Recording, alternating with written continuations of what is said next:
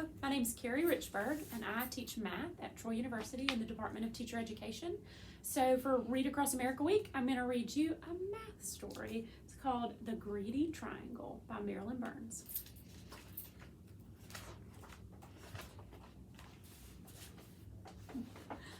Once there was a triangle that was, as most triangles are, always busy.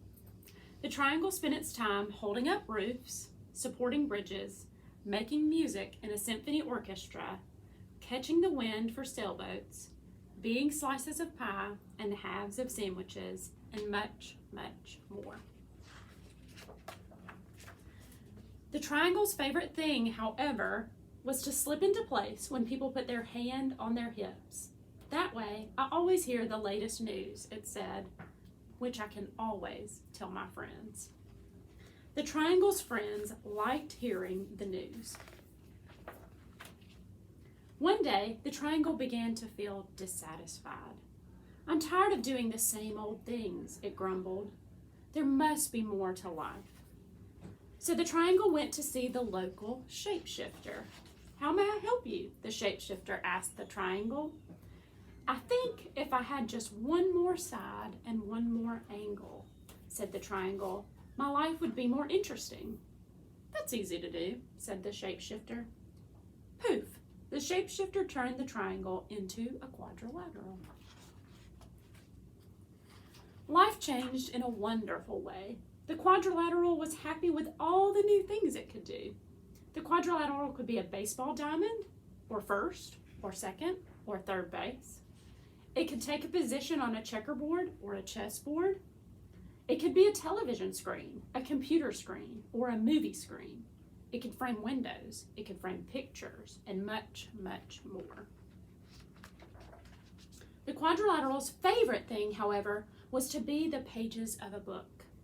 I learned so many interesting stories that way, it said, which I can tell my friends. The quadrilateral's friends liked hearing all the stories.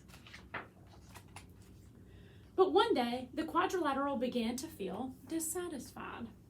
I'm tired of doing the same old things, it grumbled. There must be more to life. So the quadrilateral went back to the shapeshifter. How may I help you now? The shapeshifter asked the quadrilateral. I think if I had just one more side and one more angle, said the quadrilateral, my life would be more interesting. That's easy to do, said the shapeshifter. Poof! The shapeshifter turned the quadrilateral into a pentagon. Life changed in a wonderful way. The pentagon was happy with all the new things it could do. On a baseball diamond, the pentagon could be home plate. It could be a section on a soccer ball, or appear wherever someone drew a five-pointed star. The Pentagon's favorite thing, however, was to be the headquarters of the United States military near Washington, D.C. I hear all the top secrets that way. It's too bad I can't tell them to my friends. The Pentagon's friends couldn't help but feel left out. After a while, time seemed to pass slowly for the Pentagon, and it became dissatisfied. I'm tired of doing the same old things, it grumbled. There must be more to life. So the Pentagon went back to the shapeshifter. So you're here again, the shapeshifter said to the Pentagon. Now what would you like? I think if I had just one more side and one more angle, said the Pentagon, my life would be more interesting. That's easy to do, said the shapeshifter. Poof! The shapeshifter turned the pentagon into a hexagon. Life changed again in a wonderful way. The hexagon was happy with all the new things it could do. The hexagon fit in as a floor tile in houses and patios and fancy crackers at parties and picnics. It worked as the socket of certain bolts and prongs with certain wrenches. The hexagon's favorite thing, however, was to be a cell in a beehive. I love watching the bees as they buzz in and out. The hexagon spent so much time in the beehive, it was too busy to talk to its friends. The friends missed the hexagon and couldn't help but feel ignored.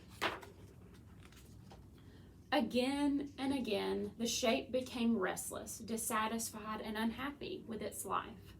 It returned to the shapeshifter for more sides and more angles. The shapeshifter agreed to turn it into one shape after another. A heptagon, an octagon, a nonagon, a decagon, and on and on. Finally, the shape had many, many sides and many, many angles. Its sides were so small that it had trouble keeping its balance. Its friends couldn't tell which side it was on and began to avoid the shape. One day, when the shape was going down a hill, it began to roll. Faster and faster it went, screeching around corners, crashing into fences and trees, colliding with bicycles, and terrifying walkers. At last, the shape came to a stop. It felt tired and dizzy, lonely and sad. Enough, thought the shape. I don't know which side is up. I can't keep my balance. My friends don't want me around. The shape could no longer remember why it had been so unhappy as a triangle. Very carefully, it made its way back to the shapeshifter.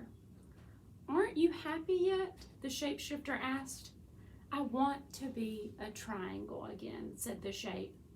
I'm not surprised, said the shapeshifter. And poof, the shapeshifter turned the shape back into a triangle. The triangle was delighted to have its old shape back again and kept itself very busy. Once again, it held up roofs, supported bridges, made music in a symphony orchestra, caught the wind for sailboats, became slices of pie and halves of sandwiches, and much, much more. Still, the triangle's favorite thing to do was to slip into place when people put their hand on their hips. That way, I always hear the latest news, which I can tell my friends. Its friends liked hearing the news and were glad the triangle was back in shape again.